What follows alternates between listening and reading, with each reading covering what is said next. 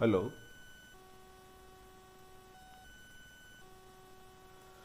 welcome back my dear students. This is Vasant Naik from Vostech channel. Today we will continue the fourth module of MP and MC 17 CS 44 of UTU syllabus for 4th semester CS and IS student. Today we will see the data flow model of ARM. The question is in the exam is the question maybe in the exam is like data flow model of the ARM or the architecture of ARM processor. So the data flow model indicates how the data flow inside the flow of data inside the processor, how the data is processed inside the processor. This indicates the data flow model. So you can see here different functional units of data flow model: instruction decoder, sign extender, register file, barrel shifter, ALU, MAC, address register, incrementer. So you should know for any processor, the execution is fetch. It will try to fetch. It will first fetch the instruction, decode, and execute.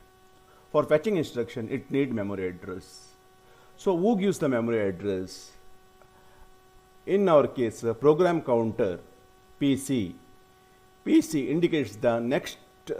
PC gives the address of the next instruction to be executed. Right? Yeah. So we have in ARM 15 register R0 to R15. All these are visible registers. Actually 37 registers are there.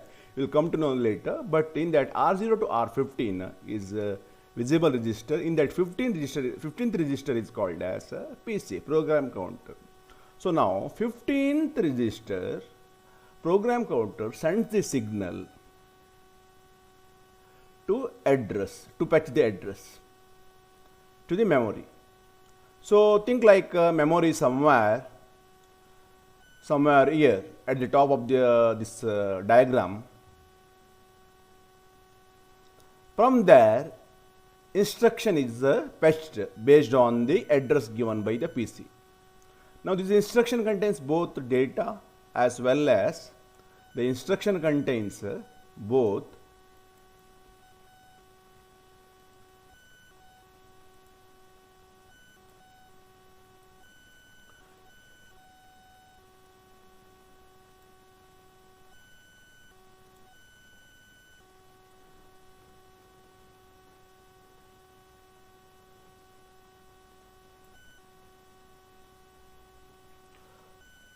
So this instruction contains both data and instruction. Let me repeat. Program counter, 15th register is the program counter which sends a signal to the memory. Suppose here if I write this is the memory, here data and instruction both are there. From particular address sent by the program counter, particular instructions is fetched. That instructions comes from the memory to here. Here the data instruction contains both data and the instruction. Data is separated. Instruction is sent to instruction decoder. Instruction means, for example, move. That is the opcode that indicates what action to be taken on the operand, right?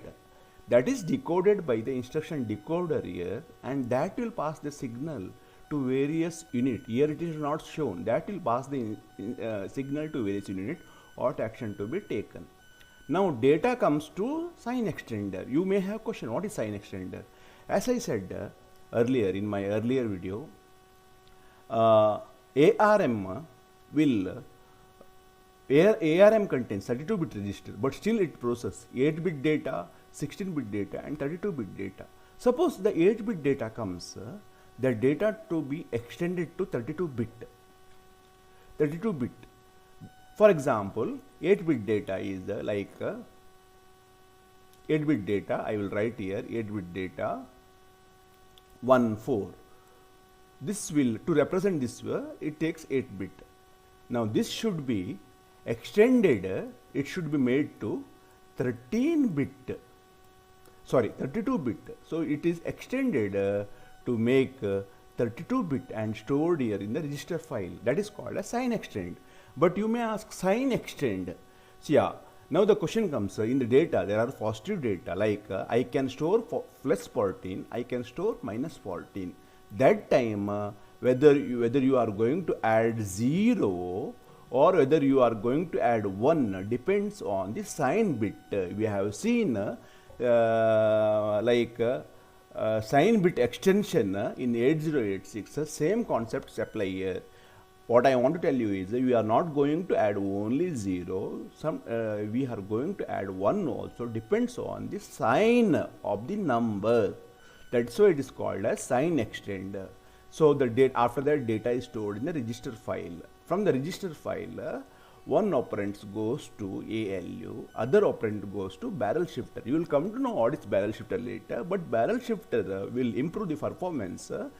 It has got certain operation, left shifting, right shifting. By that way it will take one operand in advance, it will do the operation and pass that result to the ALU. It will improve the performance. The output of ALU is moved to register, one of the register, and the result is stored in the register. You see here, the processing is done in the register and the result is stored in the register. So that is a speciality of ARM. Other than that, it has got multiply and accumulate, one more unit. So it will help in multiplication of very big numbers. So it will take one register and it will store multiplication of that. Whenever multiplication has to be performed, it will do that multiplication, and that is stored in the register. So this is called as multiply and accumulate. After this, address is incremented. Once the particular instruction is executed, it has to go to the next instruction. That is done by the incrementer to the address register, and once again the signal is sent to address decoding by the PC. So this is called as ARM data flow model. How the data is flowed inside, data is moved inside the ARM processor. From the exam point of view, very, very important questions.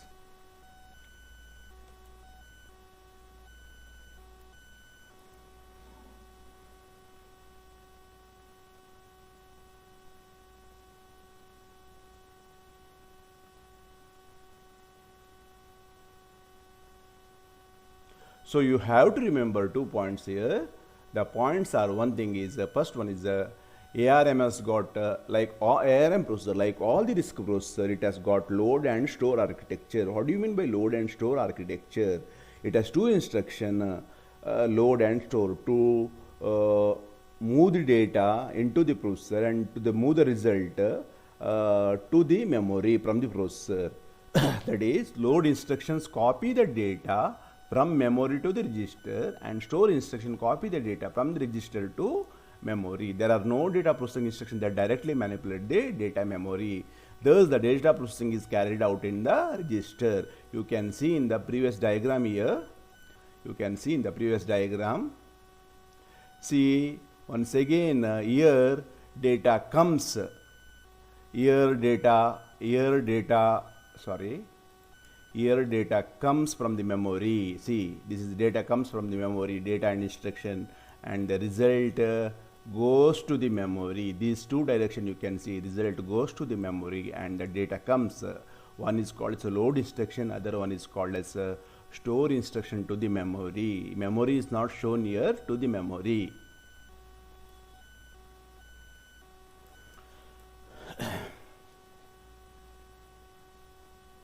So next, my dear students, next one is called as programmer model. Explain ARM programmer model. So in the exam, the question may be explain ARM architecture of the programmer model.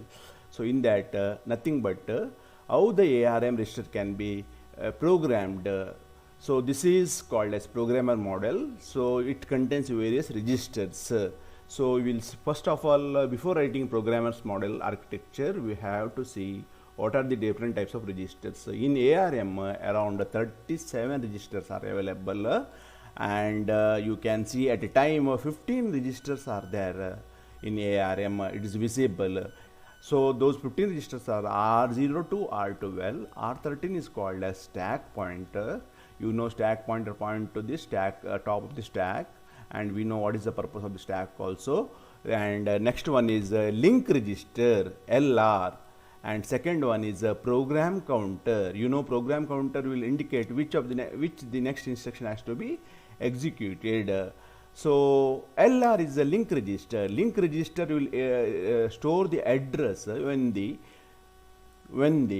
program jump to the subroutine. Link register will store the return address when the program jump to the subroutine. Return address for the execution. So registers are there, around 15 registers you can see here. Other than that, we have one more register. This is called as CPSR, current program status registers. Other than that, we can see it works, ARM works in 7 different modes. And that is called as protected mode, protected mode and unprotected mode. One is unprotected mode, or privilege mode and non-privilege mode. So one mode is out of 7 mode, one mode is called as user mode. This is called as non-privilege mode, and the rest of the modes are called as privilege mode. You will come to know later. So there are total up to 18 active 32-bit registers, 16 data registers and 2 process status registers. 16 data register in the sense 0 to 15, 16 data registers and 2 process status register. Process status register is CPSR and SPSR. SPSR is not shown here because this mode is normally called as user mode or system mode. In user mode and system mode, SPSR is not available. So you will come to know that later.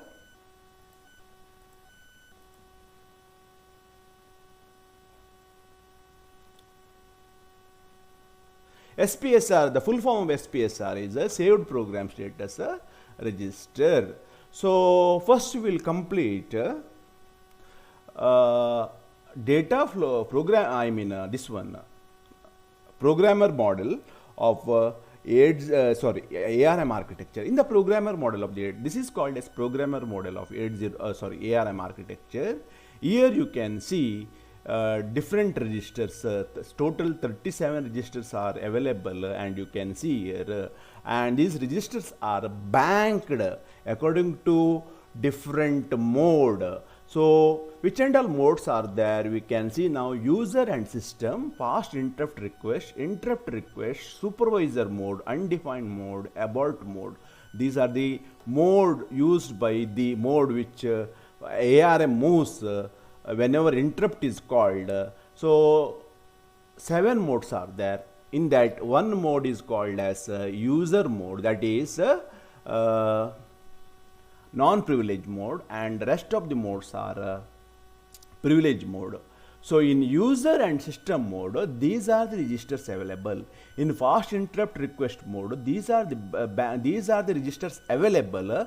Along with these registers, please remember, along with the register, these are the registers available. For example, R8 register is treated as R8 fast interrupt request. R9 register, here it becomes R9 fast interrupt request.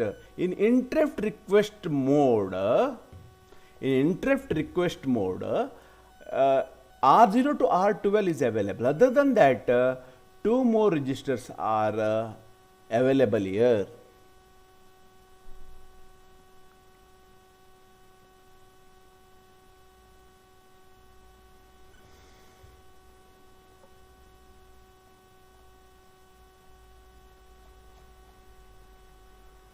So supervisor mode, other than these registers, supervisor mode contains R3 supervisor, R14 supervisor, and all these modes you can see SPSR registers are available except our user mode.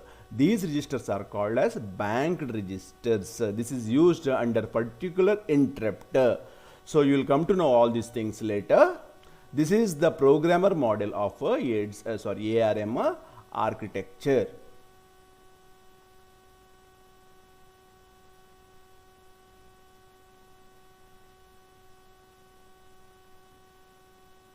So bank register are available only when the processor is in particular mode. For example, abort mode as bank register R13 abort, R14 abort, SPR abort. Bank registers of particular mode are denoted by an underline character postfixed to the mode mnemonic or mode.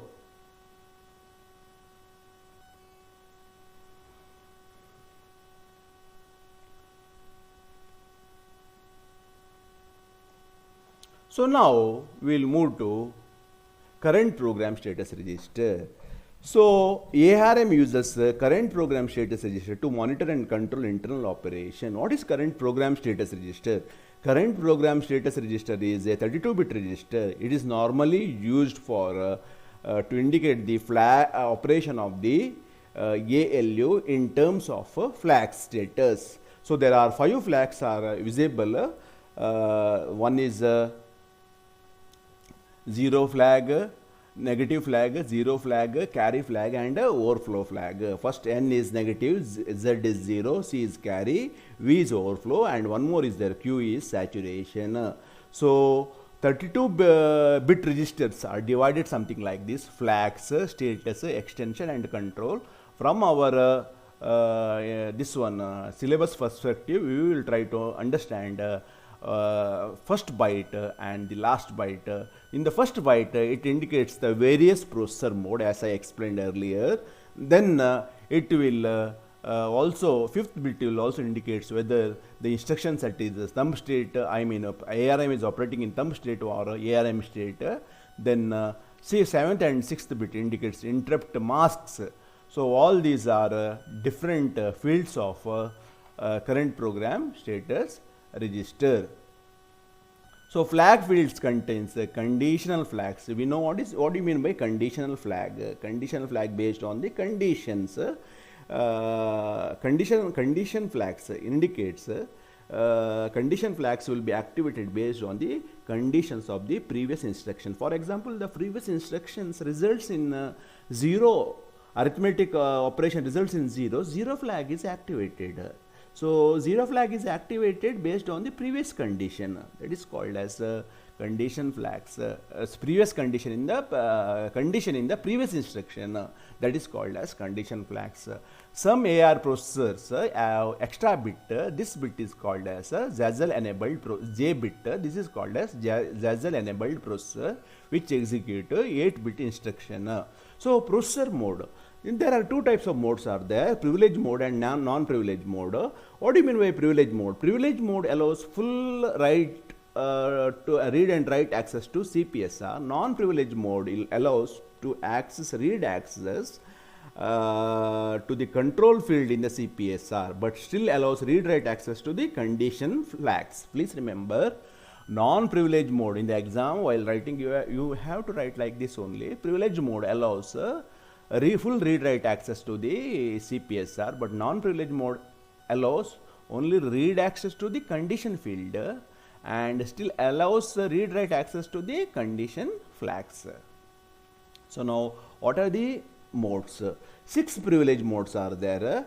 The processor enters abort mode when there is a failed attempt to access the memory. So what are the 6 privilege mode? So we will see one by one. So it will help you to understand more easily. These are the 6 privilege mode as I explained earlier, but first we will see supervisor mode. What is supervisor mode? For example, I will take I will take mobile. We know mobile makes use of ARM processor, right? When you switch on your mobile, it has to load operating system. Whatever operating system it has got, like Android and other operating system, it has to load that to the memory. To load the operating system, first it goes to boot operation. During boot operation, it will try to load the operating system. It has to for loading operating system, it need highest privilege. That privilege is called as a supervisor mode. So supervisor mode is the mode that processor is in after resetting. Generally, the mode that is operating system kernel operates in. Once the mobile is loaded with the operating system. Now it is called as user mode. User mode, most of the 90% of the time your mobile remains in the user mode. Suppose you want to install some app, that time you need certain type, you want to install some app, means your mobile wants to install some app that is selected by you. That time it needs some additional privilege. So that additional privilege is given in the system mode. System mode, special version of the user mode that allows to full read-write access to CPSR.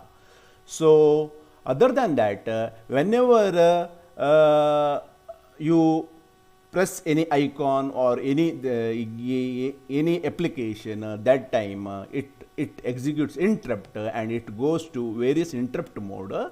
First one is the fast interrupt request and interrupt request mode. Corresponding two interrupts are available in ARM. So why it is called as a fast interrupt? Why it is called as a normal interrupt? Fast interrupt, additional registers are available. So that's why it is faster. Why? Registers are inside the mobile, inside the ARM processor. So when registers are inside the ARM processor, processing is faster. So that's why it is called as a fast interrupt mode rather than a normal interrupt mode. Normal interrupt mode, you have seen the programmer model. In fast interrupt mode, 5 registers, extra registers are available. Let me take you to once there. See this diagram. See, fast interrupt mode, extra 5 registers are available compared to interrupt request mode. So when the extra registers are available and registers are internal to the mobile, this one ARM, that is faster. So that is faster. That's why it is called as a fast interrupt request mode. So here the interrupt is processed more faster than this normal interrupt mode.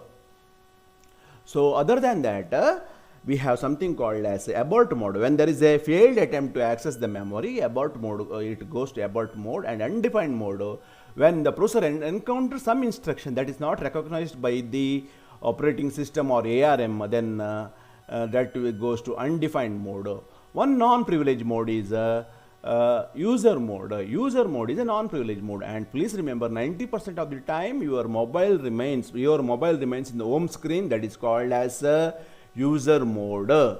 User mode.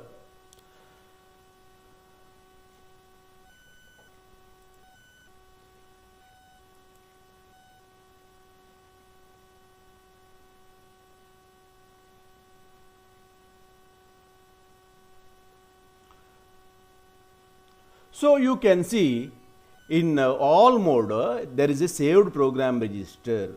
Whenever for example, whenever your ARM goes from user mode to interrupt request mode, it has to store current program status register, so that in some register, so that when it returns back, then it can come to the original settings by referring the CPSR. So when when it jumps from user mode to this mode, it will store this CPSR in SPSR IRQ register, so that when it returns from this register to this mode to this original mode, it will take that content once again back, so that it can continue in user mode. That is the use of SPSR register.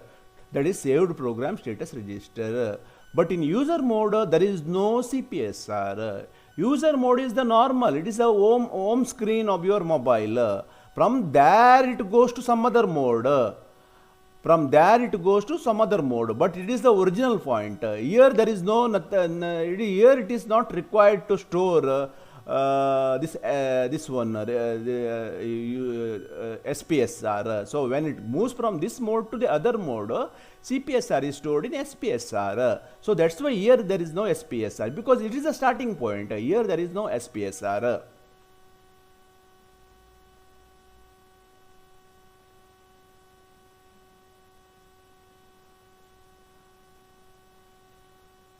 So from the exam point of view, you have to better explain this one, the different modes, abbreviation, privilege or not, and 5 bits you have seen in current program status register. 5 bits the 1011, this you have to remember how the bits mode 0 to 4 bit, that is 5 bits, how 5 bits are assigned for different modes. In the exam you have to write this one. So in the next session you will see state and instruction sets. Thank you.